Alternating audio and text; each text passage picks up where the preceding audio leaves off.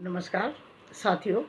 Corona महामारी के कारण हम सभी बहुत चिंता, अवसाद और परेशानी में जी रहे हैं।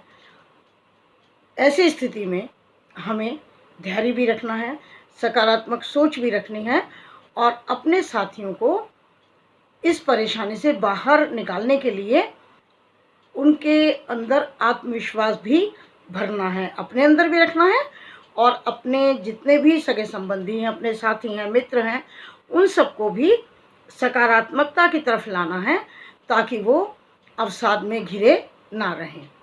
तो एक छोटा सा वाक़या आपसे शेयर करती हूँ कि एक बार एक नाई एक संत महात्मा के पास गया और बोला, महाराज, परमात्मा ने, भगवान ने ये संसार बनाया, हम सब उनकी संतान हैं, तो वो हम सबका ध्यान क्यों नहीं रखता?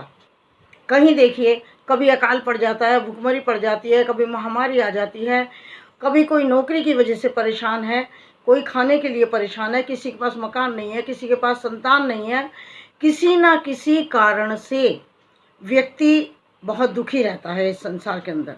तो ऐसा क्यों है? भगवान उन पर ध्यान क्यों नहीं देते?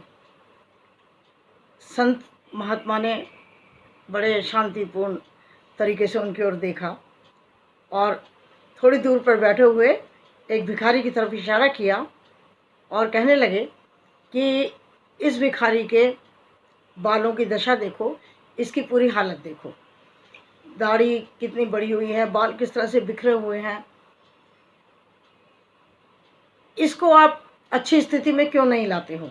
आपके होते हुए ये इस तरह से क्यों है? नाई ने कहा कि इसने मुझसे संपर्क ही नहीं किया, ये मेरे पास आया ही नहीं।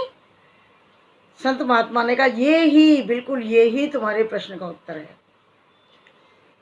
जब हम संपर्क ही नहीं करेंगे उस परमात्मा से तो वो हमारा ध्यान कैसे रखेंगे?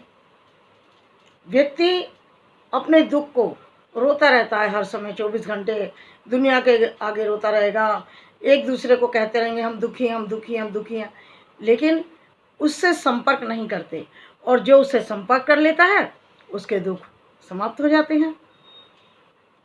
नाई को ये बात कुछ समझ आई और संत महात्मा ने कहा कि संपर्क करने का मतलब केवल सिमरन करना है। तो साथियों, इस बात को पढ़कर और आपको बताकर मैं भी एक नतीजे पर पहुंची हूँ कि इस समय हम सब लाचार हैं, है ना?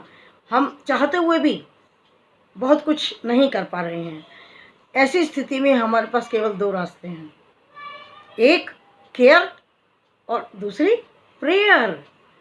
केयर तो अपनी करनी है, मास्क बांध कर निकलना है, बार बार हाथ धोने हैं, अपना ध्यान रखना है, दूरी बनाकर रखनी है, सब कुछ, ये केयर हो गई। और प्रेयर तो उस मालिक से करनी है क्योंकि उसके हाथ में बहुत शक्ति है, वही सब कुछ कर सकता है, वो हमें संकट से निकाल सकता है। तो इस समय हमें इन दो शब्दों को ही ध्यान में रखना है, केयर और प्रेयर।